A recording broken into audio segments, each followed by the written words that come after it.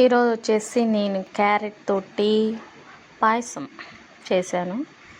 జీడిపప్పు బాదం పప్పు రెండు తురుము పట్టాలని చూసిన, మరి నుషి వచ్చింది అని చెప్పేసి ముక్కలు ముక్కలుగా చేసా. క్యారెట్ తురుము పట్టే ఆ రెండు పక్కన ఉన్నాయి కదా, ఏమాత్రం తినడానికి అట్నే.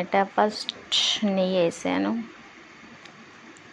నెక్స్ట్ డ్రై ఫ్రూట్స్ ఆ రెండు రకాలు వేసి వేయించాను.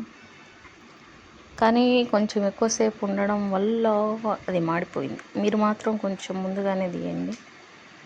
నెక్స్ట్ వచ్చేసి ఇంకా అదే బాండిలో నేను క్యారెట్ తురిమింది కూడా దాంట్లోనే వేసాను. కొంచెం లైట్గా వేపిన తర్వాత పాలు అనేది యాడ్ చేశాను. ఓ స్పూన్ పెట్టాను. ఓకే, నెక్స్ట్ పాలు పోస్తాను. ఇంటికి పోయలేదు. ఎస్, పోసేసా. మిగడ పడకుండా చూద్దాం అనుకున్నా, పడిపోయింది.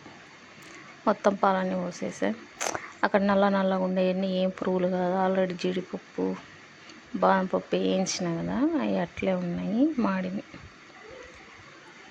మళ్ళీ కలిసింది. షుగర్ చిన్న గ్లాస్తో వేసుకున్నాను. టేస్ట్ సరిపడుందో లేదో చెక్ చేసిన, బాగానే ఉంది. వేడిది చెక్ చేసిన, నోరు కూడా కాలింది. అందుకని వేడిది తాగకుండా నేను మొత్తం ఫ్రిడ్జ్లో పెట్టా. తర్వాత గాజు గ్లాస్ తీసుకొని దాంట్లో పోసా.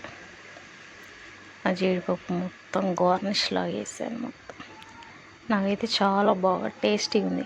దీంట్లో యాలకులు కూడా యాడ్ చేస్తారు, కానీ నాకు యాలకులు అస్సలు ఇష్టం ఉండదు, యాలకుల ఫ్లేవర్. అందుకోసమని నేను యాడ్ చేయలేదు. చాలా బాగుంది టేస్ట్. మీరు కూడా ఒకసారి ట్రై చేయండి. ట్రై చేసి ఎలా ఉందో కామెంట్స్ చేయండి. Thanks for watching. Okay, bye.